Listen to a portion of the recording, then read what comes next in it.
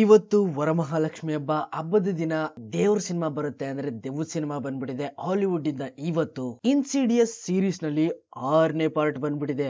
6ನೇ part. ಈ ತರ horror ಸಿನಿಮಾಗಳನ್ನ ಫಸ್ಟ್ ಡೇ ಫಸ್ಟ್ ಶೋ ನೋಡೋದ್ರ ಬದಲು ಫಸ್ಟ್ ನೈಟ್ ಶೋ ನೋಡೋದ್ರಲ್ಲಿ ವೆರೈಟಿ ಆಗಿರ್ತದೆ. ಅದು ಕೂಡ ಗರ್ಲ್ ಫ್ರೆಂಡ್ ಜೊತೆಗೆ ವೆರೈಟಿ ಆಗಿರ್ತದೆ. ಇನ್ನುವೆ ಹಾರರ್ ಸಿನಿಮಾ ಅಂತ ಕೂಡ್ಲೇನೆ ಫಸ್ಟ್ ನನ್ನ ಮೈಂಡ್ ಬರೋದು ಭಯ. ಯಾವ ರೀತಿ ಭಯ ಪಡಿಸ್ಬೇಕು, ಹೆಂಗೆಲ್ಲ ಭಯ ಪಡಿಸ್ಬೇಕು, ಒಂದೊಂದ್ಸಲ ಎದ್ರುಕೊಂಡು ಉಚ್ಚೋಯಕ್ಕೂ ಭಯ ಪಡ್ಬೇಕು, ಪಕ್ಕದಲ್ಲಿರೋರ್ ಮೈ ಮೇಲೆಲ್ಲ ಬಿದ್ದು ಉಳ್ಳಾಡ್ಬೇಕು. ಈ ತರ ಭಯ ಪಡಿಸುವಂತ ಸೀನ್ಸ್ ಗಳನ್ನ ನಾನು ಎಕ್ಸ್ಪೆಕ್ಟ್ ಮಾಡ್ತೀನಿ. ಅದಾದ್ಮೇಲೆ ಎರಡನೇದು ನಾನು ಸ್ಟೋರಿ ಮೇಲೂ ಕೂಡ ಎಕ್ಸ್ಪೆಕ್ಟೇಷನ್ ಇಟ್ಕೊಂಡಿರ್ತೀನಿ ಲೈಟ್ ಆಗಿ. ಈ ಹಾರರ್ ಟಾಪಿಕ್ ಅಂತ ಬಂದಾಗ ಈ ಸಿನಿಮಾ ನನ್ನ ಅಷ್ಟೊಂದು ಸ್ಯಾಟಿಸ್ಫೈಡ್ ಮಾಡ್ಬಿಡ್ತಾ. ಸಿನಿಮಾದ ಸ್ಟೋರಿ ಓಕೆ ಅನ್ಕೊಂಡ್ರು ಕೂಡ ಭಯ ಪಡಿಸುವಂತ ಹಾರರ್ ಎಲಿಮೆಂಟ್ಸ್. ವಾವ್. ಇಲ್ಲೊಬ್ಳು ಮದರ್ ಇದ್ದಾಳೆ, ಗೀಮಾ ಅಂತ. ಗೀಮಾ ಗಾಮ ಗೋಮ ಯಾವ್ದೋ ಒಂದ್ ಗೋಮ. ಇವಳಿಗಿರುವಂತ one of the best gift ಅಂದ್ರೆ ಟ್ರಾವೆಲ್ ಮಾಡೋದು.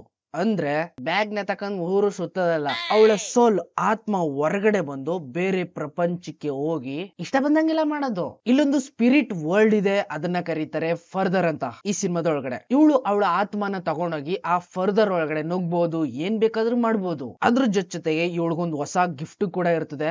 ಆ ಫರ್ದರ್ ಒಳಗಡೆ ಇರುವಂತ ಡೀಮನ್ ನ ಒರಿಜಿನಲ್ ವರ್ಲ್ಡ್ ಗೆ ಡ್ರ್ಯಾಗ್ ಮಾಡೋದು, ಅಂದ್ರೆ ಎಳ್ಕೊಂಡ್ ಬರೋದು. ಈ ತರ ಪವರ್ ಇರುವಂತ ಇವಳ ಮಗಳನ್ನ ಯಾವ ರೀತಿ ಕಾಪಾಡ್ತಾಳೆ ಈ ಸಿನಿಮಾದೊಳಗಡೆ ಅನ್ನೋದನ್ನ ನೀವು ಸಿನಿಮಾ ನೋಡೇ ತಿಳ್ಕೊಬೇಕು. ಆಲ್ಮೋಸ್ಟ್ ಸ್ಟೋರಿ ಹೇಳ್ಕೊಟ್ಬಿಟ್ನ 50 ಮೈನ್ ಥಿಂಗ್. ಈ ಸಿನಿಮಾದಲ್ಲಿ ಸ್ಟೋರಿ ಅಷ್ಟಕ್ಕಷ್ಟೇ ಅಂತ ನಾನು ಓಪನ್ ಆಗಿ ಹೇಳ್ಬಿಡ್ತೀನಿ. ಯಾಕಂದ್ರೆ ಹಿಂದೆ ಬಂದಿರುವಂತ ಇನ್ಸಿಡಿಯಸ್ ಚಾಪ್ಟರ್ ಗಳು ಆ ಲೆವೆಲ್ ಅಲ್ಲಿ ನಮ್ಮನ್ನ ಎಂಟರ್ಟೈನ್ ಮಾಡ್ತವೆ. Story with horror element. ಬರ್ತಾ ಬರ್ತಾ ಬರ್ತಾ ಬರ್ತಾ ಸ್ವಲ್ಪ ಸ್ಟೋರಿ ಮೇಲೆ ಫೋಕಸ್ ಹಾಕೋದನ್ನ ಕಡಿಮೆ ಮಾಡಿ ಹಾರರ್ ನ ಮಾತ್ರ ಜಾಸ್ತಿ ಸರಿಯಾಗಿ ಕೊಡ್ತಾ ಇದ್ದಾರೆ. ಇನ್ನ ಲಾಸ್ಟ್ ಟೈಮ್ ನಾನು ಕಾಂಜರಿಂಗ್ ಲಾಸ್ಟ್ ರೈಟ್ ನ ನೋಡಿದಾಗ್ಲೂ ಕೂಡ ಅದನ್ನು ಕೂಡ ಐಡೆಂಟಿಫೈ ಮಾಡಿದೆ. ಸ್ಟೋರಿ ಅಷ್ಟಕ್ಕಷ್ಟೇ. ಇನ್ನ ಈ ಫ್ರೆಂಚೈಸಿ ಬಂದಿರುವಂತ ಈ ಸಿನಿಮಾ ಇದ್ರ ಸ್ಟೋರಿನೂ ಅಷ್ಟಕ್ಕಷ್ಟೇ. ಬಟ್ ಹಾರರ್ ಎಲಿಮೆಂಟ್ ಇಲ್ಲಿ ಇವಳು ಡೆಂಟಿಸ್ಟ್ ಆಗಿ ಕೆಲಸ ಮಾಡ್ತಾ ಇರ್ತಾಳೆ. ಅಲ್ನ ಕ್ಲೀನ್ ಮಾಡೋದು, ಕುಯ್ಯೋದು, ಬೇರೆ ಹಲ್ನ ಹಾಕೋದು, ಈ ತರದ ಕೆಲ್ಸ. ಆ ಟೈಮ್ ಅಲ್ಲಿ ಅಲ್ಲೊಂದು ಇನ್ಸಿಡೆಂಟ್ ಕೂಡ ನೋಡಿತಿದೆ, ಅದು ಮಾತ್ರ ಎಕ್ಸ್ಟ್ರಾರ್ಡಿನರಿ ಆಗಿತ್ತು. ಅದಾದ್ಮೇಲೆ ಇನ್ನೊಂದ್ ಸೀನು ಯಾವ್ದೋ ಒಂದು ಬೆಡ್ಶೀಟ್ ಒಳಗಡೆ ಗುಹೆ ತರ ಮಾಡ್ಕೊಂಡಿರ್ತಾಳೆ ಆಟ ಆಡಕ್ಕೆ ಅವಳ ಮಗಳಿಗೆ ಅಂತ.